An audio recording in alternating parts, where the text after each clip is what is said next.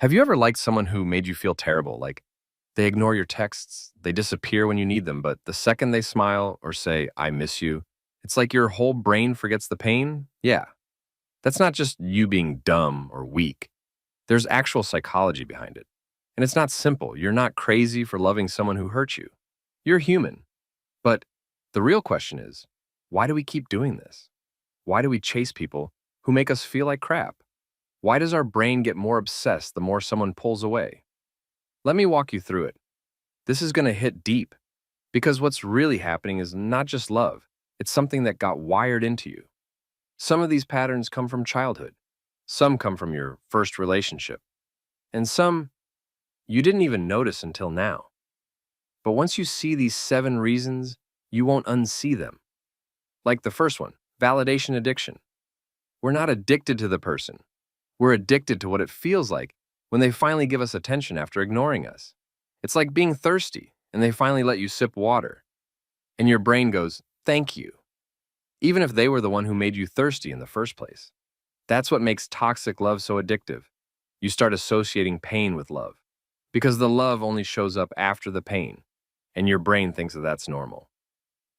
Want to know something wild? That same emotional roller coaster is what casino games use to keep people gambling. It's called intermittent reinforcement. You never know when the love is coming. So you keep hoping, you keep spinning, you keep waiting for the I miss you text, even if it destroys you a little more each time. He said he loved you, then ghosted you for 2 weeks. And when he came back, you were still happy to see him. Why? It's called trauma familiarity. Sometimes the pain you feel in a relationship feels weirdly familiar, almost comfortable. Not because it's healthy, but because it's what your nervous system grew up around. If you were raised around love that was inconsistent, like one moment your parents were sweet and the next they were yelling or silent, you might have learned that love equals confusion. Your body starts expecting chaos. So when someone gives you calm, healthy love, it actually feels boring. But when someone is unpredictable, you feel something. You feel alive. You mistake intensity for intimacy. That's why people get addicted to toxic dynamics. The chase, the silence, the apology, the crying, the makeup. It feels like passion, but it's just pain dressed up as love. Another reason? You think love means fixing people. If you saw a parent or friend struggle, and you had to be the helper growing up, you might carry that into your relationships. So when you date someone with problems, anger issues, avoidant behavior, emotional immaturity, you don't run, you stay. You want to be the one who saves them. But guess what? You're not their therapist. And love isn't supposed to feel like a job interview. The longer you try to heal someone, the more you bleed. Because every time they hurt you, you explain it away. You say, they're just scared or they didn't mean it. And maybe that's true. But their trauma is not an excuse to break you. What if I told you your heart isn't chasing love? It's chasing proof you're worthy of it. Another brutal reason you love people who hurt you is because deep down, you believe you deserve it. Not on purpose, but somewhere along the way, you picked up this idea that love has to be earned, that you have to be more patient, more forgiving, more understanding for someone to stay. So when they treat you badly, you don't leave. You try harder. You think if you love them enough, they'll finally choose you back. But all that does is teach them that you'll tolerate anything. Here's another one. Fear of being alone. Sometimes staying in a bad relationship feels safer than being single, because at least you know what to expect, even if it hurts. Being alone means facing your thoughts. And if you've been taught that being loved by someone else is what makes you valuable, then being alone feels like failure, but it's not. Being alone is where healing actually starts. And finally, one of the hardest to accept. You don't know what real love looks like. If all you've ever seen is chaos, manipulation, or coldness, then healthy love might feel unfamiliar. You don't trust it. You wait for it to explode. You push it away before it can hurt you. And yet, the person who treats you like an option, you chase them. Not because they're good, but because they feel familiar. Let me say this gently.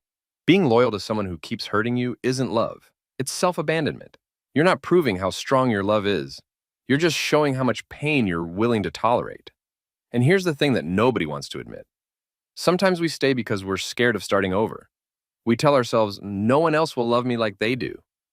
But the real question is, why would you want someone to love you like that again?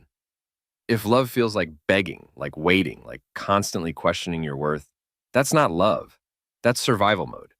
That's your inner child trying to earn affection from someone who never had the capacity to give it in the first place. So, what's the way out? It starts with recognizing the pattern, naming it, saying, this isn't healthy, this isn't love, this is pain disguised as passion. And then this is the hard part. You stop chasing people who only show up when they feel like it. You stop accepting crumbs and calling it a meal.